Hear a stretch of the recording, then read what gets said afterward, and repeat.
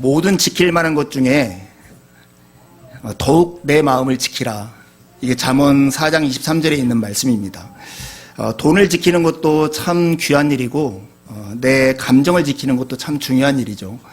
그리고 내 가까이 있는 사람을 지키는 것도 참 소중한 일이지만 지켜야 할 것 중에 가장 먼저 가장 우선해서 지켜야 할 것이 우리의 마음이다. 이 마음에서 우리의 생명이 나오고 더 쉬운 번역에 보면 이 마음으로부터 복된 삶이 나온다. 그것 때문에 네 마음을 지키라 이렇게 말씀합니다. 근데 이 마음이라는 것이 무엇일까요? 보통 마음하면 이렇게 자동차로 보면 자동차의 핸들과 같은 게 마음이라고 그래요. 핸들을 우측으로 꺾으면 차 전체가 우측으로 가고 핸들을 좌측으로 꺾으면 차 전체가 좌측으로 가는 것처럼 우리의 마음이 가리키는 방향과 마음이 움직이는 대로 우리의 인격과 삶이 함께 움직이기 때문이죠.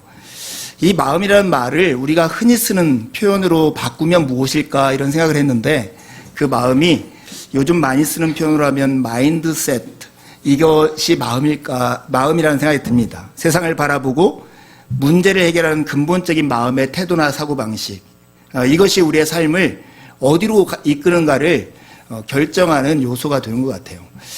그래서 잘 생각해보면 우리의 마음은 무엇에 의해서 이렇게 요동을 치냐면 뜻밖에도 외부의 어떤 현실 때문에 생기는 게 아니라 내 마음속에 일어나는 감정들 때문에 우리의 마음이 요동치더라고요. 그래서 앞으로 4주 동안은 우리의 마음속에 있는 이런 감정들을 어떤 마인드셋으로 어떤 마음 지킴을 통해서 하나님 앞으로 우리가 더 나아가는 길이 없을까 하는 고민을 말씀을 통해서 함께 하려고 합니다. 로마서에도 보면 너의 마음을 새롭게 하라고 하시는 말씀이 있습니다. 오늘 이 설교 시리즈 주제가 마인드 리셋인데요. 우리 컴퓨터를 리셋하는 것처럼 우리의 마음을 리셋해서 하나님과 결을 같이 하고 하나님께 방향을 같이 하는 그런 시간들이 되었으면 참 좋겠습니다. 지금부터 10년 전이에요. EBS에서 제작해서 방송했던 감정시대라고 하는 다큐멘터리가 있습니다. 제가 그 다큐멘터리를 보고 되게 인상적이어서 메모를 해놨는데 이 설교를 준비하면서 다시 떠오르더라고요. 그때 다큐멘터리 시리즈를 책으로 엮어서 책으로도 감정시대라는 말이 나왔습니다. 당시 그 시대를 불안사회라고 이렇게 정리를 해요. 그 당시 이 불안이라는 것이 사회적으로 얼마나 힘들고 어려운 상황이었는가. 그렇기 때문에 그렇게 제작해서 방영했을 것인데 그 불안의 원인을 이렇게 얘기합니다. 현대로 갈수록 사람들의 자유가 되게 중요하다고 여겨진다는 거예요. 그래서 네 마음대로 해라. 네가 원하는 걸 하는 것이 행복이다. 이렇게 말을 하는데 그렇게 말을 하다 보니까 내 마음대로 한 일에 대한 책임을 누가 지냐면 내가 지하는 거예요. 내게 주어진 자유가 있는데 자유에 따른 책임을 내가 지하는 거예요. 근데 능력이 많고 백그라운드가 좋은 사람은 내가 선택하고 실패를 해도 누군가가 이렇게 세워줄 사람이 있는데 사실은 성장기에 있는 사람이나 연약한 사람들에게 자유를 주고 네가 네 일 네가 책임져 이렇게 말을 하는 것은 굉장히 버거운 짐이 된 거예요. 자유가 되게 좋은 것이니까 네가 원하는 대로 해 이렇게 주어지고 네가 한 일에 대해서는 네가 책임져 이렇게 하다 보니까 사회는 굉장히 개인주의 사회가 되고 각자 도생의 사회가 된 거예요. 그러다 보니까 뭔가 하나를 결정하고 선택하고 행동하기에 주저하게 되고 이걸 했을 때 이렇게 될까 저렇게 될까 하는 불안한 감정이 자기를 휘어잡게 된다는 거예요.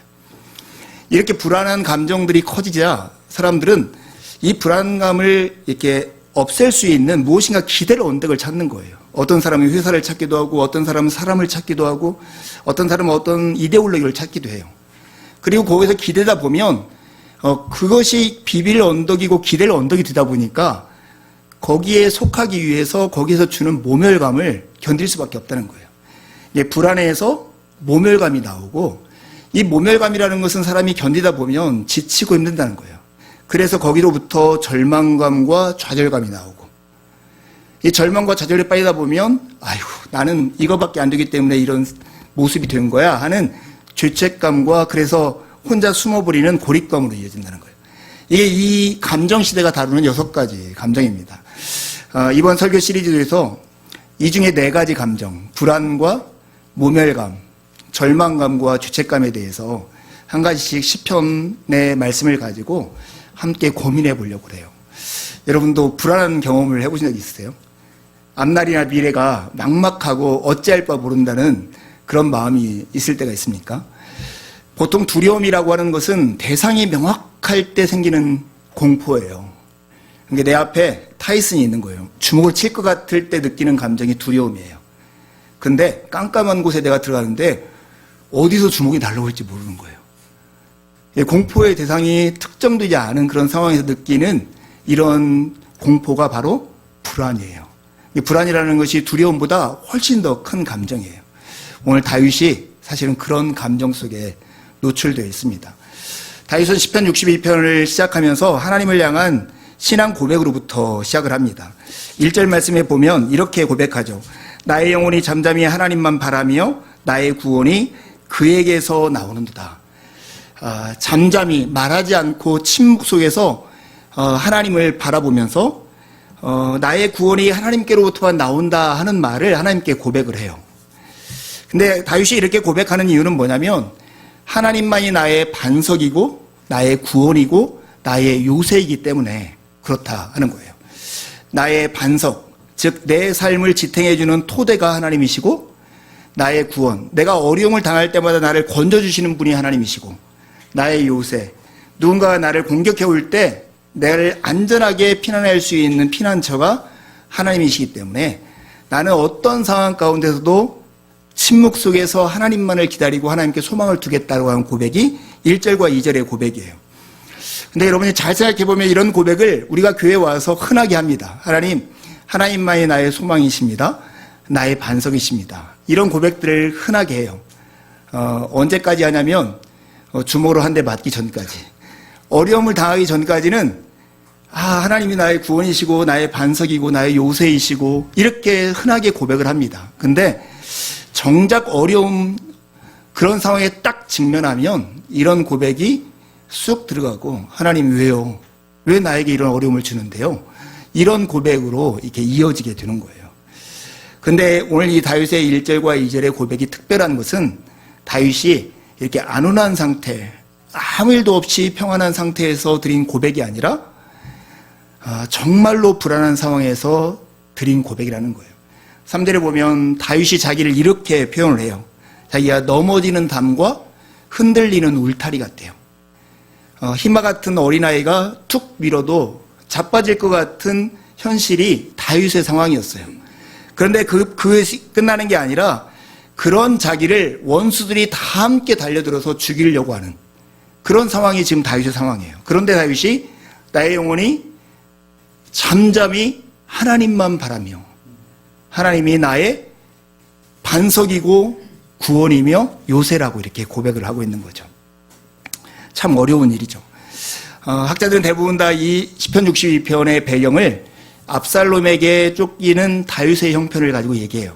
압살롬은 다윗의 아들이었어요. 그가 반역을 일으켜서 예루살렘으로 군대를 이끌고 침공해 올 때 이 다윗이 아들과 맞싸워서 전쟁을 하는 대신에 이 성을 비우고 피난하기로 결정합니다. 피난하고 갈 때 예루살렘 성 바로 옆에 있는 감람산을 지나면서 머리를 헤쳐풀고 그 길을 걸어요. 저는 성경에 나오는 쓸쓸한 장면 중에 몇 장면, 손에 꼽히는 장면이 이 장면이라고 생각해요. 아들한테 쫓겨서 자기와 자기를 따르는 사람들이 어떻게 될지 알지 못하고 그렇다고 아들과 전쟁하기도 명분이 없고 하는 이런 상황에서 자기를 돌아볼 때 이런 일이 왜 생겼나 보면 자신의 잘못도 있고 이런 막막한 상황에서 어디 하나 의지할 데 없고 하소연할 데도 없는데 사람들이 이렇게 얘기하는 거죠.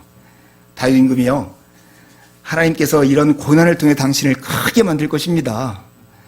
근데 사실 그렇게 말을 하는 사람들의 대부분은 당신이 망했으면 좋겠다 하는 마음을 품고 있는 거예요. 그래서 4절에 보면 이렇게 얘기해요.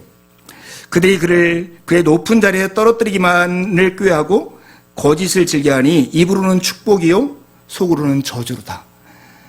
겉으로는 다윗을 위로하는 척하면서 쌤통이다, 잘됐다 이렇게 하는 것이 그들의 마음이었던 거예요.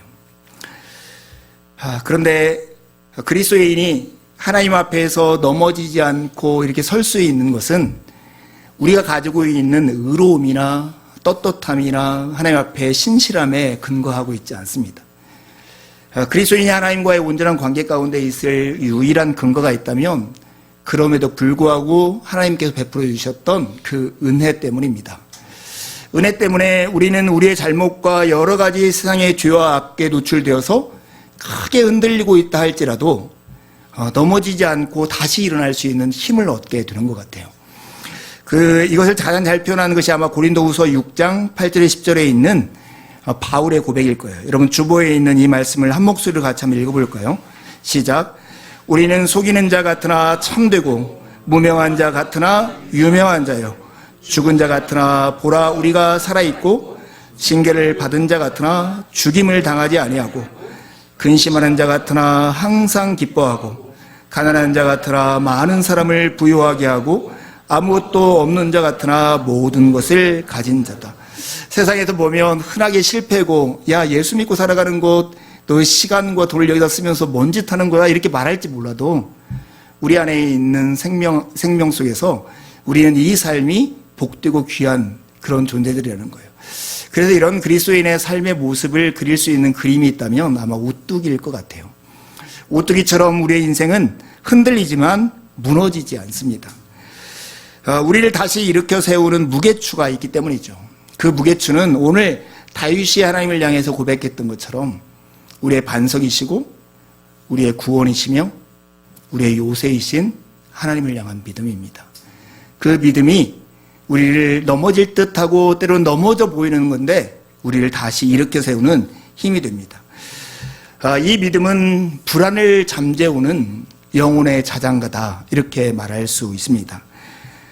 제가 이번 주에 목수이신 예수님의 제자로서 목수의 일을 이틀 동안 열심히 했습니다. 누가 LP장을 만들어 달라고 해가지고 제 실력껏 하여튼 실력 발휘를 해가지고 그렇게 만들었습니다.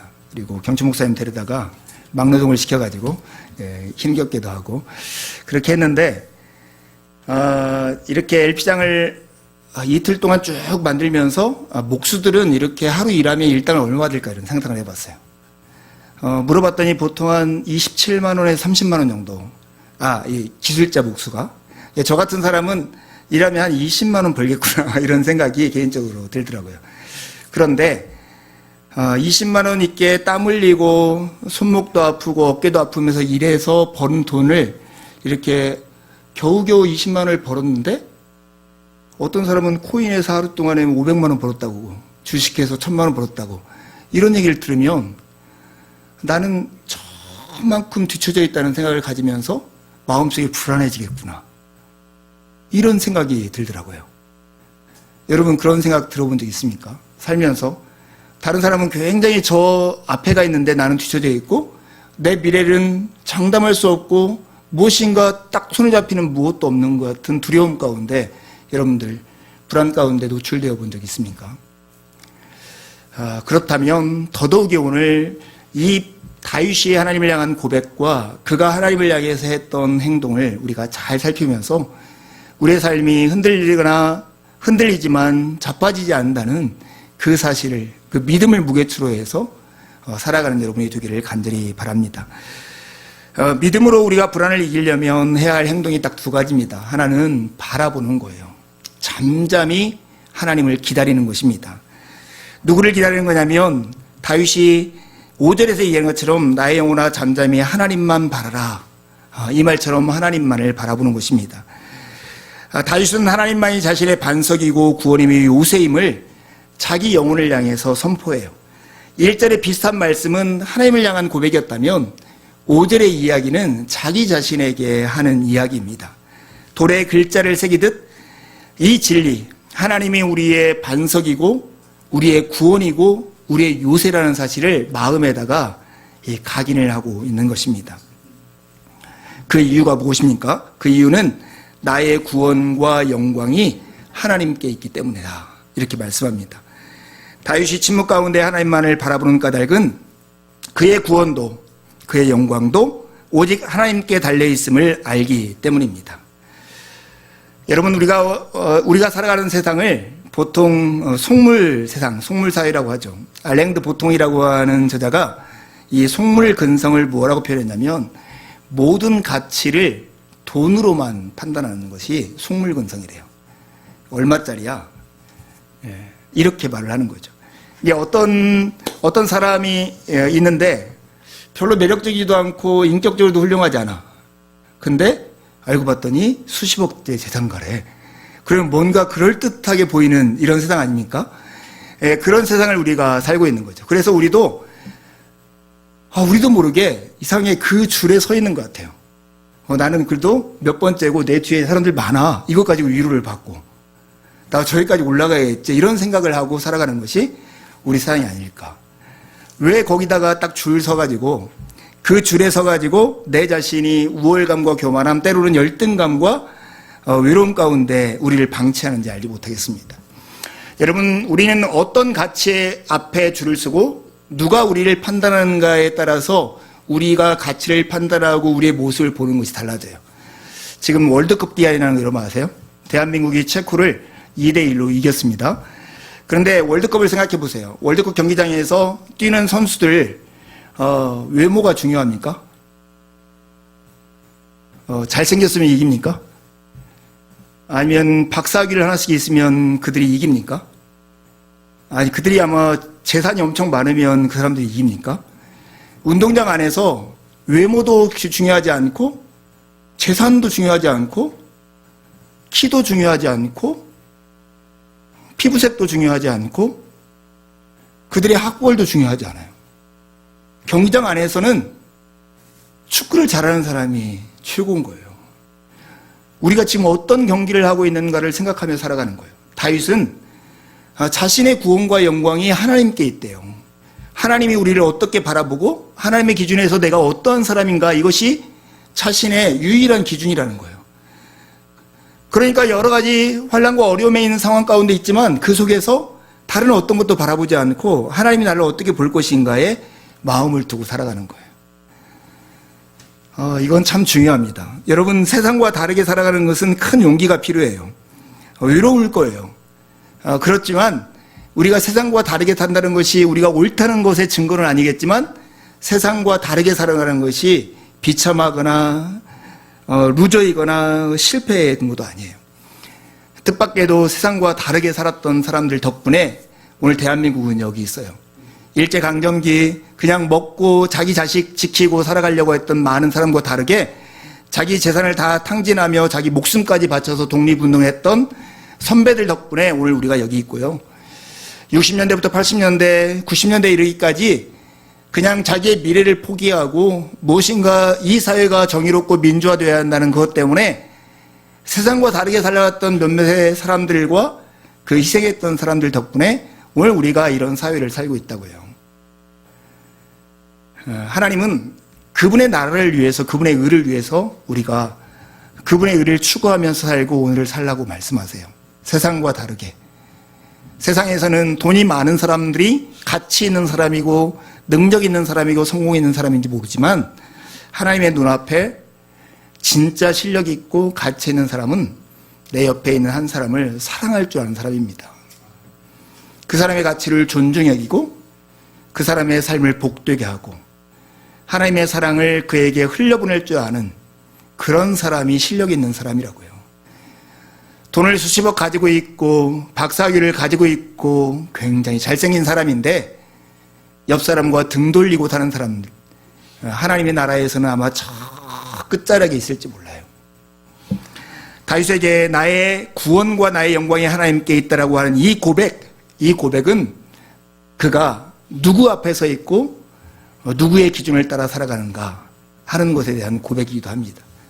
그러기에 이런 불안한 상황 가운데서 자기의 눈을 자기를 불안하게 하는 어떤 것이 아니라 하나님을 향해서 뜨고 있는 것입니다. 하나님을 향해서 우리의 진리를 고백하는 것을 기도라고 그래요.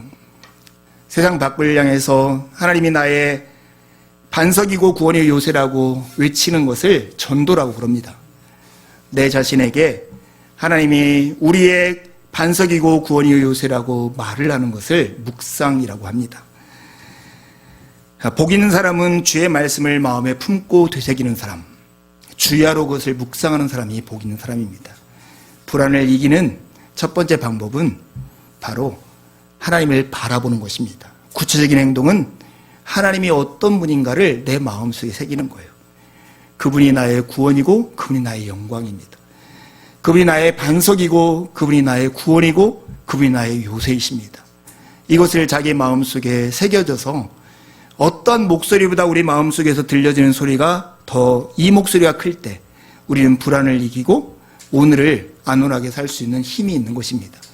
두 번째 믿음으로 불안을 이기는 방법은 토해내는 거예요. 다윗은 백성들을 향해서 권면합니다. 어떤 상황을 만나든지 하나님만 의지하고 마음 깊은 곳에 쌓인 것들을 하나님 앞에 쏟아놓으라고 얘기합니다. 언제든지 어떤 일을 당하든지 속마음을 하나님 앞에 털어놓으라고 이렇게 말씀하는 거죠.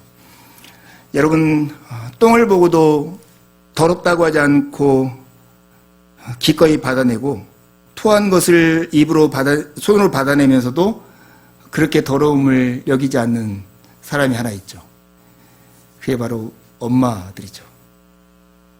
하나님께 너의 마음을 토해내라 이렇게 말씀하시는 것은 하나님이 우리에게 내가 너희들 엄마 노릇 해줄게 이렇게 하시는 말씀과 같은 거죠. 우리의 마음속에 응어리되어 있는 감정들, 그래서 우리 안에 소화되지 않는 음식처럼 우리의 몸을 상하게 하는 것들을 하나님 앞에 토해놓을 때 하나님께서 그 지저분한 것들을 처리하시고 우리의 마음을 깨끗게 하신다는 믿음으로부터만 이런 권면이 나오는 것입니다. 근데 어떻게 이걸 하냐고요? 바로 시시로 그분을 의지하면서 하라는 거예요. 우리가 하나님 앞에 토해놓는, 우리의 속마음을 털어놓는 이런 이야기는 그냥 허공에다 주먹질을 하거나 목표도 없이 막 운동장을 달리는 그런 다른 박질이 아니라고요. 우리의 구원이요, 우리의 반석이 우리 요새이신 하나님 앞에 우리의 마음을 털어놓는 거예요. 저는 요즘 만나는 사람들에게 그런 질문들을 자주 하곤 합니다. 이렇게 마음을 털어놓을 사람이 있어요? 말을 하면 그냥 그 말을 그대로 먹어주면서 들어주는 사람이 있어요? 이런 얘기를 합니다. 어제도 어떤 선생님이 오셨길래 제가 그 얘기를 물어봤어요. 여러분에게는 그런 사람이 있습니까? 여러분의 고민과 속마음을 탁 털어놓을 사람이, 그리고 여러분의 입장에서 그걸 생각해주고 그 고민에 응답해주는 사람이 있습니까? 아마 그런 사람은 여러분에게 하나님 같은 사람일 거예요. 그런데 사람이 할 수 없는 그 일을 오늘 하나님이 하시는 거예요. 우리는 기도의 자리에서 우리의 어떤 생각도 어떠한 마음도 하나님 앞에 토해낼 수 있다고요. 토해낼 수 있다고요. 하나님이 기꺼이 받아주시겠대요. 우리는 감정을 억누르는 것이 믿음이라고 착각할 때가 있습니다. 그러나 마음의 가장 깊은 곳에 있는 것까지 하나님께 가지고 나아가서 하나님께 토해내는 것이 오히려 믿음입니다. 아이의 토를 받아내는 어머니처럼 하나님은 우리의 추한 모습과 아픈 감정까지 품어주시고 받아내시는 분이십니다. 그분 앞에 여러분의 분노, 여러분의 불안, 때로는 외로움, 억울함 이런 것을 토해내십시오. 그분이 여러분의 마음을 받아주실 것입니다. 이것이 참 중요합니다. 제가 어떤 건물을 보수하는 데 가가지고 이렇게 관계도 있는 사람을 도왔는데요.